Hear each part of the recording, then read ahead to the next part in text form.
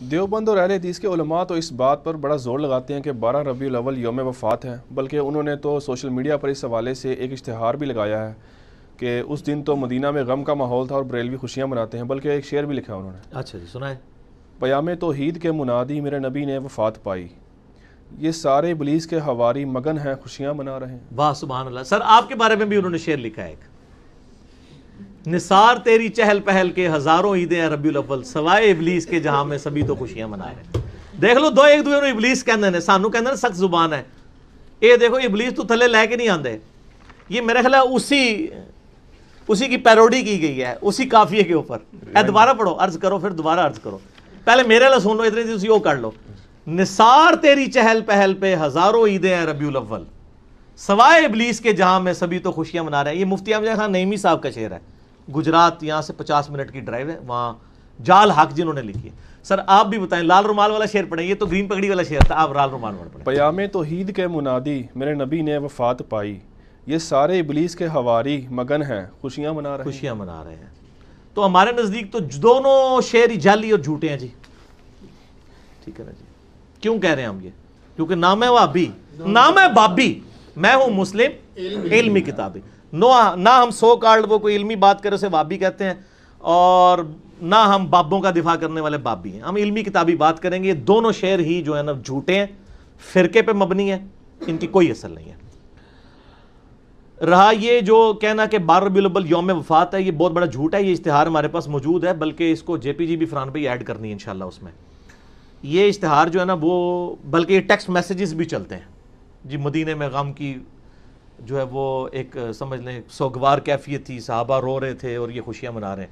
یہ بالکل اسی طریقے سے ہے جیسے انہوں نے آپ کے ساتھ کیا کام، تو اسی بھی وہی پایا انہوں نے، ٹھیک ہے نا، لگتے وشکار ہی ہے نا۔ انہوں نے بھی غیر علمی طریقے سے جذبات سے کھیلا، اور میں نے بتایا انڈیا پاکستان بنگلہ دیش کا تو مسئلہ ہی جذباتی ڈاکٹرائن ہے، لیکن علم کے میدان میں جذبات کی کوئی حیثیت نہیں ہوتی، ٹھیک ہے نا۔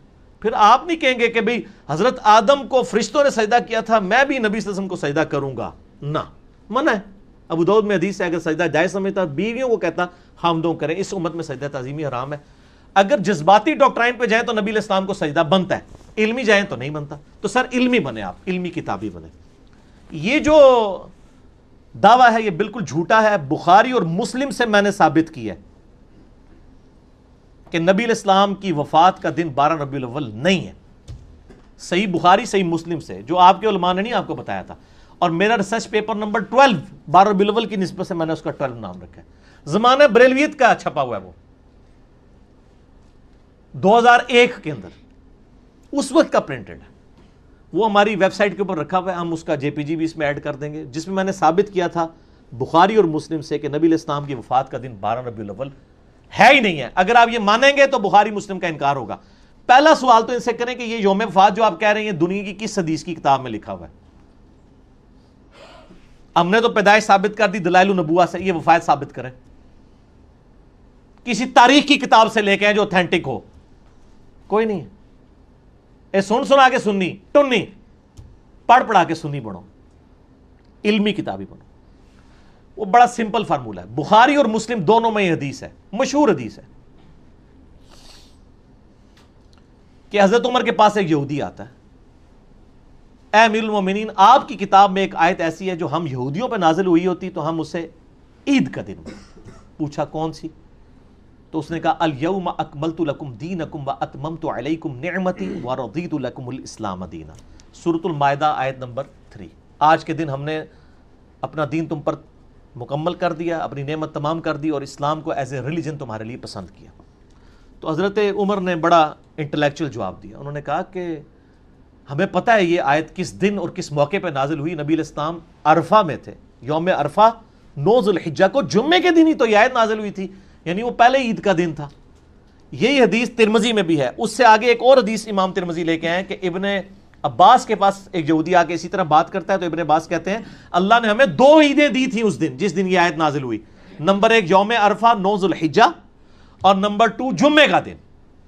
اس سے کیا پتہ چلا کہ نبی علیہ السلام نے جس سال حج کیا 10 ہجری میں، اس دفعہ حج جمعے کے دن آیا تھا، ٹھیک ہو گیا۔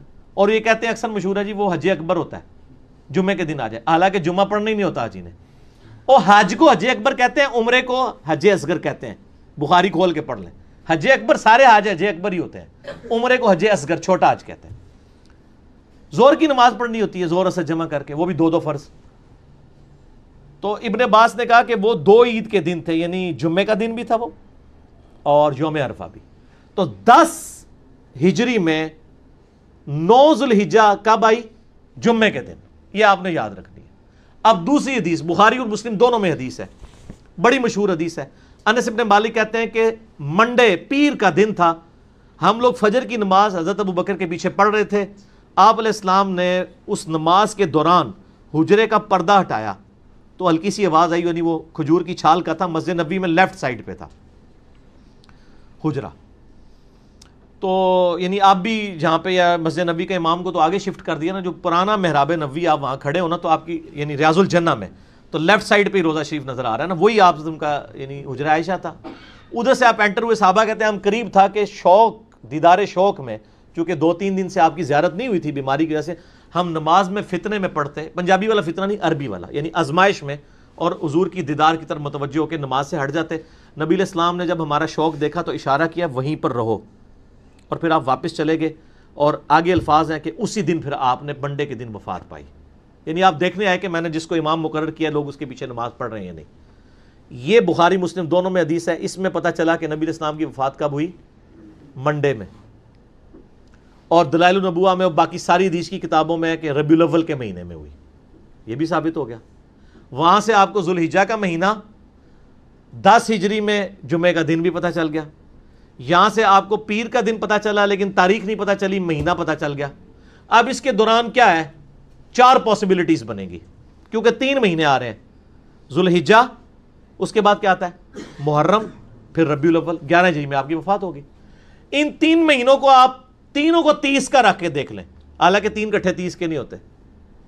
تینوں کو 29 کا رکھ کے دیکھ لیں. 2 29 1 30، 2 30 1 29، 4 ہی کمبینیشن بنتے ہیں. چاروں کمبینیشنز میں پیر کا دن 12 ربیع الاول کو آتا ہی نہیں ہے. گنے نا، یعنی 9 ذوالحجہ کو ہوا جمعہ، 10 کو کیا ہوا؟ ہفتہ، 11 ذوالحجہ اتوار. اس طرح گنتے جائیں. ذوالحجہ کو آپ 29 کا رکھ لیں، اگلے بھی 2 29 کے رکھ لیں. ذوالحجہ کو 29، اگلے 2 30، تینوں کو 30، 2 29 1 30، 2 30 1 29. چاروں پاسبلٹیز بنائیں. آپ جب ربیع الاول میں پہنچیں گے نا تو ربیع الاول میں کوئی بھی بنڈے 12 ربیع الاول کو نہیں آ رہا ہوگا. تو اس کا مطلب ہے کہ آپ کی 12 ربیع الاول کو ڈیتھ نہیں ہوئی. ایسر پڑھی لکھی گال ہے، علمی کتابی. کیوں؟ کیونکہ نام ہے وابی، نام ہے بابی، میں ہوں مسلم. علمی کتاب، یہ پڑھی لکھی بات ہے. اور یہ ریسرچ پیپر جب چھپا نا، ہم نے یہ بریلوی دیوبندی اہل حدیث سب کے مدرسوں میں بھجوایا. سارے پریشان ہو گئے، مولوی کہتے ہیں جواب دیں گے، پڑھے بغیر ہی جواب دیں گے. جب ہفتے بعد یہ ہونے کے جواب ہی کوئی نہیں ہے. ہے کہ نہیں ہے؟ اچھا، شیخ زبیر لیزی صاحب سے میری بات ہوئی نا ریورٹ ہونے کے بعد. میں کہ شیخ صاحب آپ کے پاس بھی آیا تھا یہ ریسرچ پیپر؟ کہتے جی مجھے اہل حدیثوں نے بھیجا تھا، اس کا جواب لکھیں. کہنا جی میں پڑھا تھا میں ٹھپ کے رکھ دیتا، مجھے پتا جواب ہی کوئی نہیں ہے. لیکن انہوں نے ایک ایمانداری کی، انہوں نے فضائل درود والی جو کتاب لکھی ہے نا، اس میں نبی الاسلام کی سیرت لکھی ہے، اور اینڈ پہ لکھا ہے کہ آپ کی وفات ربیع الاول کے مہینے میں سوموار کے دن ہوئی. 12 ربیع الاول نہیں لکھا. لیکن باقی سارے اہل حدیث ضد میں جان بوجھ کے 12 ربیع الاول لکھتے ہیں، دیوبندی بھی. شیخ زبیر صاحب کو حیا آئی کہ یہ نہیں بنتا تھا معاملہ، انہوں نے ریسرچ پیپر بھی پڑھا ہوا تھا، لہٰذا اس کی پروف ریڈنگ شیخ زبیر لیزئی صاحب دور حاضر میں اہل حدیث کے ہاں امام بخاری جو مانے جاتے ہیں انہوں نے بھی کی ہوئی ہے. آپ خود بھی سر کر کے دیکھ لیں. ہم نے وہ سارے نقشے نا اس ریسرچ پیپر میں بنائے ہوئے ہیں، جھوٹے نو گھر تک پہنچایا ہے. منہ کھیر پکا کے دیتی ہوئی ہے تمہیں، میٹھی کھیر پکا محمد. ہاں بس اگلا رہن دو. تو وہ ہم نے رکھ دیا. اب جس نے ماننا ہے اس کو مانے، جس نے نہیں ماننا نہ مانے. ٹھیک ہو گیا. تو یہ خاصوں کی گل نہیں تھی، یہ خاصوں کو بھی نہیں تھی پتا آپ کے، تو ہم نے یہ عام کر دی. اب آپ ریسرچ پیپر نمبر 12 پڑھ لیں، اس میں نے یعنی کلیئر کٹ اس کو ثابت کیا ہے کہ 12 ربیع الاول یوم وفات ہے ہی نہیں ہے. لہٰذا اس کی بنیاد کے اوپر آپ کسی کے اوپر چڑھائی کرنا اور لیم ایکسکیوزز بنانا کہ یہ وفات کا دن تھا، غم بنائے. تو آپ نے وہ جعلی شعر کہا تھا، دوبارہ پڑھو نا شعر ذرا، بڑا مزیدار شعر لکھا ہے. اے جھوٹا شعر سنو جی، سناؤ جی لال رومال شعر. پیام توحید کے منادی میرے نبی نے وفات پائی، یہ سارے ابلیس کے حواری مگن ہیں خوشیاں منا رہے ہیں. تو یہ لال رومال والوں نے میلاد منانے والوں کو ابلیس کے حواری کا ہے. اب وہ جو گرین پگڑی والے ہیں اور باقی لوگ ہیں، انہوں نے ان کو کیا کہا ہے کہ نثار تیری چہل پہل پہ ہزاروں عیدیں اے ربیع الاول، سوائے ابلیس کے جہاں میں سبھی تو خوشیاں منا رہے ہیں۔ دونوں نے ایک دوسرے کو ابلیس کہا ہوا ہے اور ہم دونوں سے اعلان برات کرتے ہیں۔ کیوں کرتے ہیں؟ کیونکہ نہ میں وہابی نہ میں بابی، میں ہوں مسلم علمی کتابی۔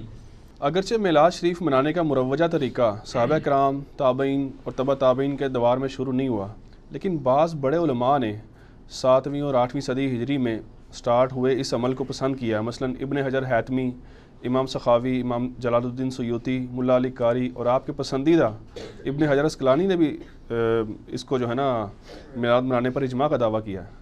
تو کیا یہ درست نہیں ہے؟ انہوں نے اجماع کا دعویٰ نہیں کیا، لیکن باقی جن بزرگوں کے آپ نے نام لیے نا، یہ واقعی یعنی پہلی بات تو یہ ثابت ہوئی کہ ان بزرگوں کی اگر یہ بات ماننی ہے تو یہ بھی مانے کہ ان بزرگوں نے خود مانا ہے کہ یہ 7ویں صدی ہجری میں یہ سارے معاملات شروع ہوئے ہیں میلاد والے۔ یعنی وہ بھی حکمرانوں کے زیر سایہ وہ علماء کو بلاتے تھے، ان سے تقریریں کرواتے تھے، ان کو شرفیاں دیتے تھے، ٹھیک ہے نا جی۔ اور ظاہر ہے اس وقت علماء کو تعریف ہی کرنی چاہیے تھی کیونکہ وہ ڈائریکٹ بینیفیشری تھے اس پورے سسٹم کے۔ تو ہم تو فتویٰ کوئی نہیں لگاتے ہیں، لیکن ہمیں صرف یہ بتایا جائے کہ جن چیزوں کی تعریف انہوں نے کی ہے وہ چیزیں کیا ہوتی تھیں۔ نبی علیہ السلام کی سیرت بیان ہوتی تھی، وہ تو ہم بھی کرتے ہیں پروگرام، آج میں بھی تو محفل میلاد کر رہا ہوں، میں نے کہا اجماع ہے ربیع الاول میں آپ پروگرام کریں۔ لیکن یہاں پروگراموں میں کیا ہو رہا ہوتا ہے؟ اپنے علاوہ ساروں کو گستاخ رسول کہہ رہے ہوتے ہیں۔ اگر ان اماموں نے لکھا ہے کہ اس وقت میلاد کی محفلوں میں لوگوں کو گستاخ رسول کہا جاتا تھا اور یہ شعر پڑھا کرتا تھا جایا تھا کہ جی نثار تیری چہل پہل پہ ہزاروں عیدیں ہیں ربیع الاول، سوائے ابلیس کے جہاں میں سبھی تو خوشیاں منا رہے ہیں، اگر یہ شعر پڑھا جاتا تھا تو پھر بتا دیں، یہ تو نہیں پڑھا جاتا تھا۔ تو اس طرح کے پروگراموں کو تو ہم جائز سمجھتے ہیں، ہم تو نہیں فتویٰ لگاتے، بالکل نہیں لگاتے۔